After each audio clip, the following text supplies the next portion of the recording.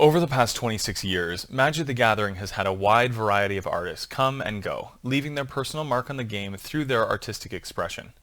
In more recent years, Wizards of the Coast, or WotC, has been seeking to use the game's artwork to introduce real-world concepts of diversity and representation into the game.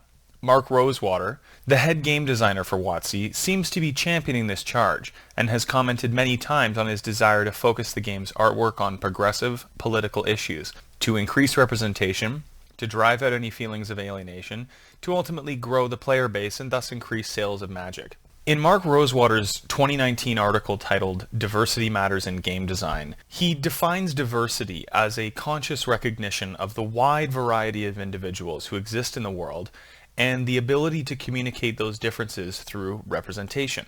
He goes on to explain why this is beneficial for the game. He explains his perspective on the feeling of otherness as a Jew who is sometimes mistaken for a Christian man. What Mark is getting at here, and in the rest of his article, is that he wants to infuse Magic's art and character design with more flavors of diversity to inspire a deeper connection between players and the game. Representation will be used to display that diversity in a positive way, so that the players have characters that look or act or believe the same as they do. Mark believes this will minimize any feelings of otherness, the psychological barrier that historically underrepresented players may have had with the game, ultimately increasing its popularity. Let's also recall that Wizards of the Coast is a business. Its parent company is Hasbro Inc., one of the largest toy companies on the planet, and so we can't look at Mark's concept of diversity without also considering the business and the marketing strategy behind it. In a recent Forbes article, Michael McMullen, the director of communications for WotC, notes how important diversity is for Wizards marketing, commenting on how they're purposefully adding more Black, Asian, and female characters to the game. Mainly, it's through the game's artwork and lore that representations of diversity are being peppered in.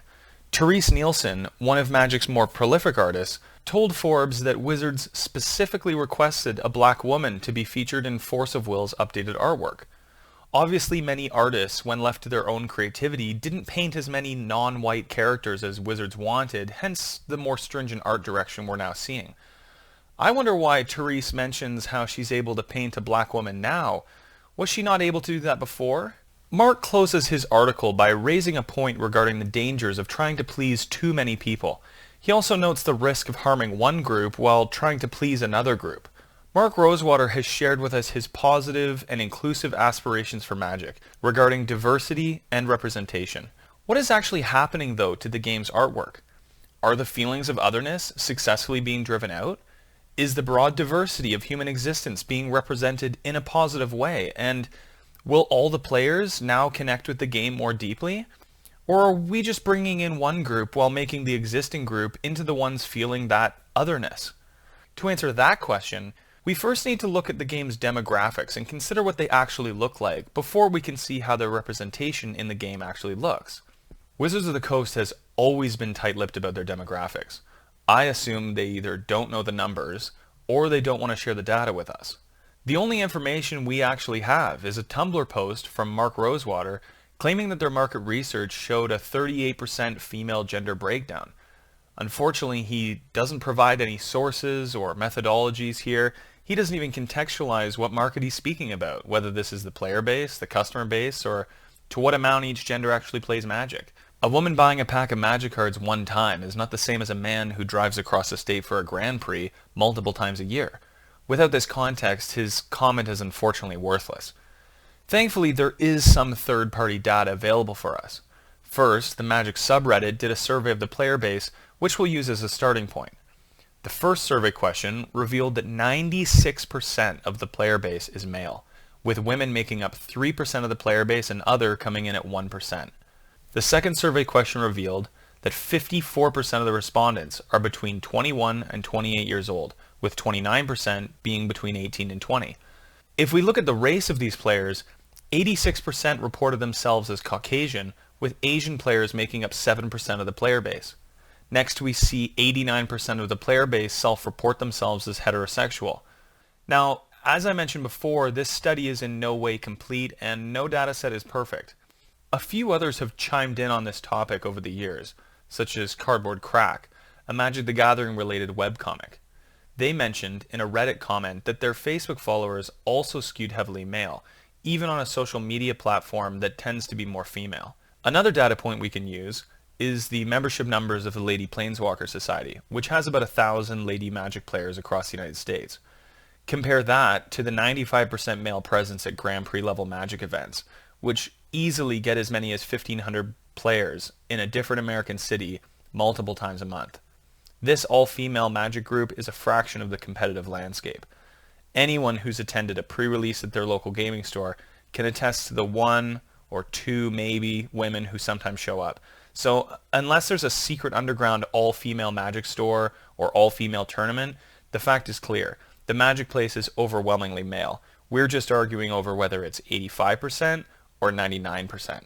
So if you combine all these player stats together, who's the average Magic player? Well, until we see hard data proving otherwise, the vast majority of the player base is 16 to 28-year-old straight white males. In contrast, women make up a tiny fraction of the player base. For example, according to Reddit, black women make up about 0.0267% of the current players. So now that we know generally what the Magic player base looks like, I next grouped the most recent 5 sets of cards, from Dominaria to Throne of Eldraine, by race and gender. Obviously, quite a few of the approximately 1,300 cards were not categorized, since they lacked any discernible human race or gender in the artwork. Once I had them grouped by race and gender, I then assigned each character portrayal one of 2 categories, a positive or a negative portrayal. The positive classification included characters that were smiling, characters in dominant or open body positions, characters being interacted with positively, or characters taking powerful or helpful actions. The negative portrayals included characters doing bad or dangerous things, harming or scamming other people, as well as being the victim of negative effects, such as being attacked or harmed, outmaneuvered or killed. I considered a character looking pathetic, looking ashamed, acting stupidly or insane, or being looked at with disdain as negative as well. So let's look at a few examples of how these racial groups were displayed in the artwork. First, we have black men and women. Together, they were portrayed 66 times. Black men were portrayed 32 times positively and twice negatively, while black women were also shown 32 times positively, but not shown negatively at all. Some examples of what I considered a positive portrayal of a black man or woman are cards like Beast Whisperer or Burning Prophet. Benelish Marshall shows a proud black man who buffs all of your other creatures. Fireborn Knight successfully shows the energy of the beautiful, gleaming white horse charging along the road with his spirited rider. As an example of a negative portrayal of a black man, Slimebind shows a black soldier being trapped in some sort of simic slime. Although I would say that this is not particularly negative, as he still has his sword in his hand, he's struggling against the slime powerfully, and the flavor text reveals that the slime is actually quite harmless. He's not going to die. Here are a few more of the inspiring positive portrayals of black characters, including this card here, Inspiring Veteran, which I'd like to draw attention to. This is one of the most obvious examples of Wizards pushing for a positive representation of diversity since, as far as I can recall, we've never seen a black father on a horse riding in a parade with his black daughter. Even the flavor text is inspiring for a father or daughter who play Magic together. I fight for my daughter who may not set foot on a battlefield for many years. Remember who you fight for. Frame that and put it on your wall. Quite a few of the strongest or most daring characters are often black men and women. Quench shows a smug black woman easily countering a spell. Samut Tyrant Smasher is very dominant, very aggressive looking, especially with a title like that. Quende Pride of Femeref, Linden the Steadfast Queen, and Hero of Precinct 1 all show dynamic, forceful black people in commanding body positions. Many black characters are not only strong, but they're also backed up by powerful mechanics on their cards. Teferi is a character within the game portrayed as a black male. The last 2 printings of him have been excessively overpowered, with Hero of Dominaria becoming a mainstay of many modern control decks. Teferi Time Raveler, released shortly thereafter, managed to somehow eclipse Hero in power level, with many players complaining that it's too pushed and it never should have been printed. Kaya is another artistically powerful black character with strong mechanics on her veritable truckload of representative cards. She's able to change into a ghost form as part of her lore, which enables her to kill spirits. We're told she takes a contract from the evil dragon Bolus, then kills the Orzhov Ghost Council, takes over leadership there, and then becomes despised when she raises taxes to pay off the unfair debts owed by the spirits to the Orzhov. She then leaves after some time to fight Bolus with the Gatewatch, ultimately finding victory there as well. This wraps up the black characters, so let's briefly look at the Asian characters depicted. Asian characters weren't as often represented as black characters, despite being the second largest racial demographic, with a total of 17 Asian characters shown. Men were portrayed on 8 cards, while women were shown on 9. Asians weren't shown negatively at all. A few examples of the regal and reserved manner in which Asian characters were generally shown are cards like Oko Thief of Crowns, although this card was in contention for a negative classification. I know he's an elf. I put him as an Asian guy, but he definitely has a strong Asian artistic influence. He might also be a gay Asian guy, but he's a rogue trickster type of character, similar to Loki from the Avengers. He sort of straddles the line between being positive and negative, but I ultimately included him in the positive class as his artwork shows him in a relaxed and playful way. Next, we have the most portrayed group overall, white men and women. There were a total of 237 white characters shown. White men were shown 107 times, while white women were shown 130 times. White men were shown negatively 53 out of their 107 portrayals, while white women were shown negatively 8 of their 130 portrayals. Examples of positive cards were Charming Prince, Aurelia, Exemplar of Justice, and Fresh-Faced Recruit. But as I classed the artwork, and then I reviewed the groupings of the artwork I had created, I started to notice something. For the black and Asian racial groupings, men and women were shown positively almost the entire time. They didn't have any big disparities to consider, but when I reviewed my white men and white woman categories, I found that white women were shown most often in the card artwork, and they were shown very positively for the most part. On the flip side, white men were shown negatively in half their portrayals, almost 7 times more than white women, and 27 times more than black men. White women were shown negatively in only 6.15% of their artwork, compared with men who were shown negatively in about half of theirs. This surprised me because of Wizards' statements on representation, specifically Mark's comments on how players fall in love with the game through the details. Visual art has always been about sharing messages and meaning through symbolism, and I couldn't help but notice all of the negative subtext being directed at men. The first subtext I noticed that was being shared through the cards is that white women are helpful. In a card like Chance for Glory, we see Aurelia resurrecting the fallen soldier to fight on for her. In Courage in Crisis, we see a woman rising up to take revenge for a fallen father. And in Gird for Battle, we see a woman tossing a sword to another, sharing an encouraging word in the flavor text as well. We're told that women are proud through cards like Nikia of the Old Ways, Truefire Captain, or Lyra Dawnbringer. All 3 of these women are proudly standing tall, but in a relaxed and unthreatened way, with their weapons at the ready. Women are also shown as impressive fighters with considerable martial prowess. In Joust or Belle of the Brawl, we see women charging in, smashing their enemy. Flaxen Intruder took a bit more interpretation, but I believe references Goldilocks, a young girl trapping and killing 3 bears. Women are also shown as inspirational, natural-born leaders. Venerable Knight conveys that message very well, with an older female knight passing her sword on to the young girl. It's a very inspiring message regarding the possibilities that are open to women in our world, and the great journeys they can go on. Sir Gwyn, hero of Ashvale, captures the Mardu colors really well, with the black horse, white cape, and flaming red sword. The flavor text also shows her elevated status. Squires throughout the realm aspire to her mix of panache and martial prowess. Overall, we have artwork that represents women extremely positively, with subtle hints at the wonderful things women do and the great personalities they have. For the sake of sharing a complete picture, women were also portrayed negatively a couple times, in cards like Mortify or Merfolk Seeker Keeper, but overall Wizards' portrayal of women is clearly designed to invite them into the game with a strong helping of positivity, with no real negative manifestations of the feminine being present. There was also a cycle of 5 knights, 1 in each color, which shows a black man and 3 women in various positive dispositions and attitudes, but I'd like to look at the 5th knight, Sir Conrad the Grim. Let's keep in mind it was Wizards of the Coast who claimed that a racial group's representation, or a gender's representation, within the game of Magic the Gathering actually matters. We're simply investigating how even or uneven their implementation of this policy is, in their depictions of race and gender. We've seen 8 negative representations of white women, and only 2 of black men, and the rest of the groups were portrayed entirely positively. Within those negative representations, only one, Chittering Witch, whose subtext suggests that older women are crazy, hints at anything which attacks the persona of the group. Which is why when you look at the portrayals of white men, it makes me wonder, what is Mark talking about when he claims that representation matters? Let's consider how the white men in Magic are represented. Let's look at the messages, symbols, and attitudes that WotC uses in their representations.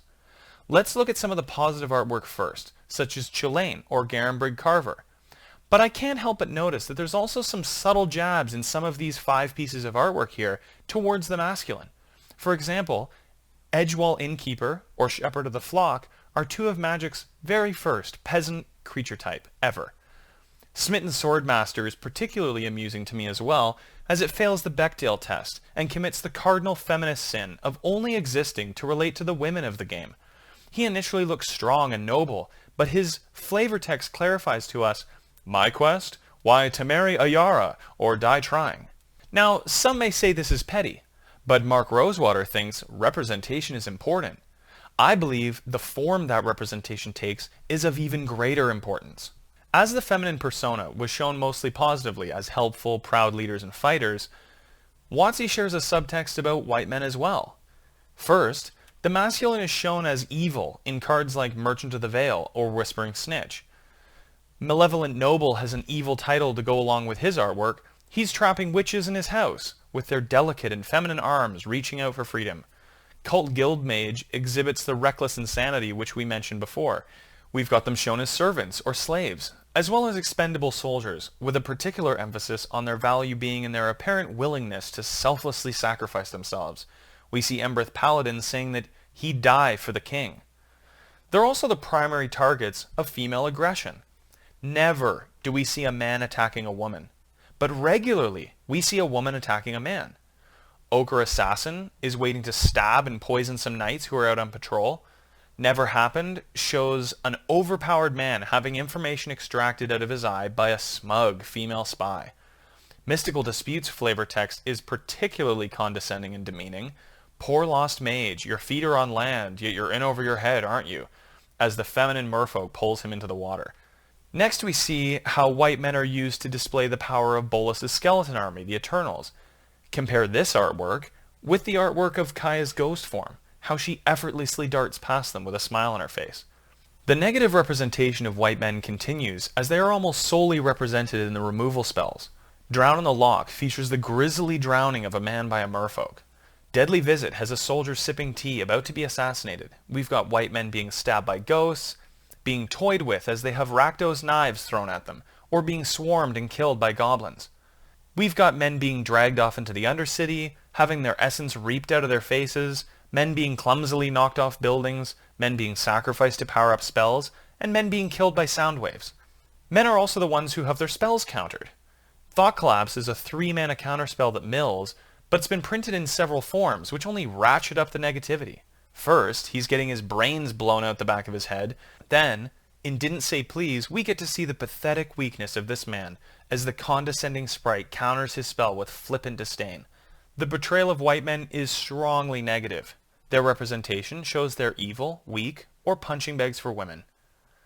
Even the way white men are shown in relationships is very negative, and almost stereotypical. To be fair, relationship is really only shown twice in the artwork. Once, perhaps more platonically in Sworn Companions, and once more romantically in Happily Ever After. Both cards I classed as positive, and both are representations for interracial relationships, so check that box off, Mark.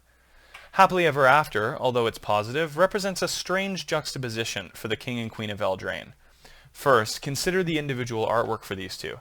One, the king is seated, with a dark background, drumming on his throne impatiently, while the queen is standing upright, clasping a magical sword. And this representation of the proud and dominant wife with the subdued and seated husband continues when you look at some of the lore surrounding these two characters. Alginus's description is negative and plays into a lot of masculine tropes. He's described positively in some senses, as being an uncanny fighter, but he's been bested by his wife Lyndon. He has a quick temper, he acts impulsively, he has earned knighthood in all the courts, but only thanks to his wife's self-sacrifice. He isn't a particularly inquisitive or deep-thinking man, He leaves that to his wife. He's also a cheater who's enthralled by a witch, who would have brought calamity upon his family, if not for his wife saving them all. It's honestly cringy character design, and WotC's thinly veiled disinterest in writing male characters well can't help but show through. It plays a lot into the very boring, very negative tropes that we keep hearing about men basically being dumb, having a temper, acting impulsively, all while their wonderful wives preside over them with many eye rolls. It reminds me of the trashy boomer tier humor, the likes of Married with Children or King of Queens, where this ridiculous, idiotic, slovenly man who somehow landed this super hot, unbelievable wife who's perfect in every way. And we really see that when we looked at Lyndon Kenrith. She's bold, she's decisive, she's just. The weight of years and children has done nothing to slow her down. They're just positives that lend to her dignity. She dresses well, she moves in a stately manner, she's a strong person. She selflessly rules beside the man that, with her famous agility and speed, once had bested. At best, this is boring and lazy writing and world design. At worst, they're revealing how they think male-female relationships look, that husbands are stupid and that wives are brilliant, and that your wife needs to exhibit selflessness to be able to stand ruling beside you. In the last 5 sets of Magic cards, anyone who isn't a white male has found representation for themselves, and distinctly positive representation at that. In comparison, white men are depicted in a far more negative way. Mark seems to have completely lost sight of who his primary demographic is: young white men. And I would assume, from the hyper-specific art direction given to Therese Nielsen regarding Force of Will, that WotC is explicitly asking for white men in their removal spells. And if they're not, they're certainly making sure there are no blacks tied up being hung upside down to have Rakdos knives thrown at them. But why take this action towards representing white men so negatively when their player base is composed so wholly of young white men? And why is Mark Rosewater spending so much time shoehorning in diversity and trumpeting about non-white and non-male representation when their player base is so not diverse? And why is that even a problem or a priority? What's wrong with a community of white dudes enjoying a game? I do think that there are bad actors within Wizards of the Coast who actually dislike the player base being composed mostly of men. I think these negative views propagate themselves because when a manager or director, maybe even Mark himself, is hired and has a certain political ideology, they will prefer in the future to hire more people who espouse the same viewpoint as them. But bring to mind again that Magic is a business for the publicly traded Hasbro Inc., and they are not in the business of losing money. WotC obviously thinks that there are benefits to be had by woman washing their game. Mark believes that men won't notice and won't care, and women will notice and will join the game. He thinks more women will come to the game if there are already some women there, and some blog posts and artwork will trick them. He also may believe that this will actually bring men in if they can also meet women at their local LGS.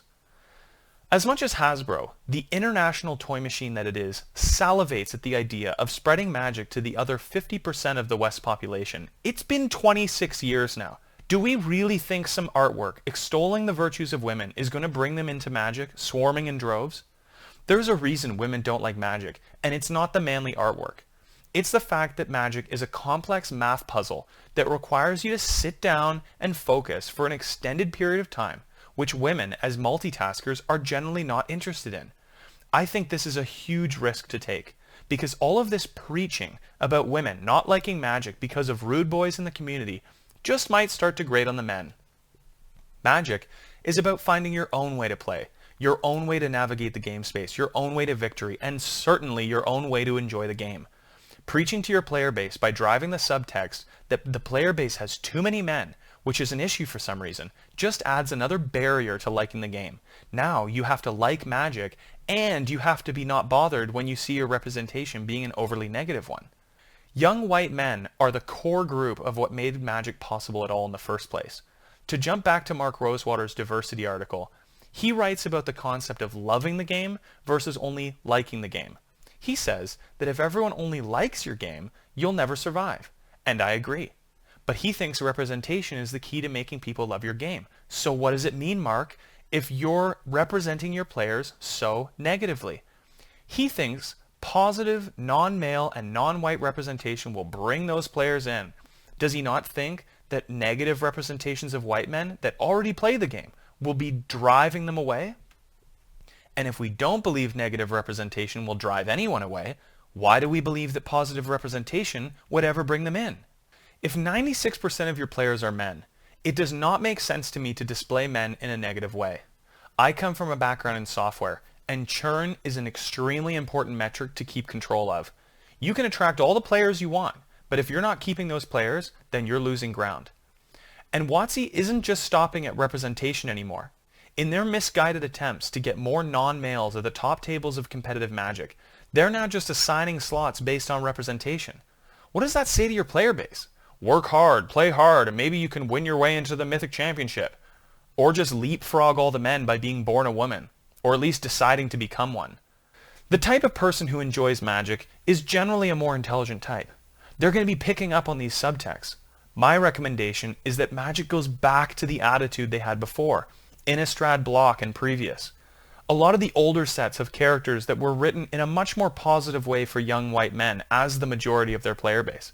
The lore was better written, the world building was more compelling. When there was another cultural influence featured, it flowed well, it made sense. In places like Kamigawa, it made sense that Asian characters would be overrepresented.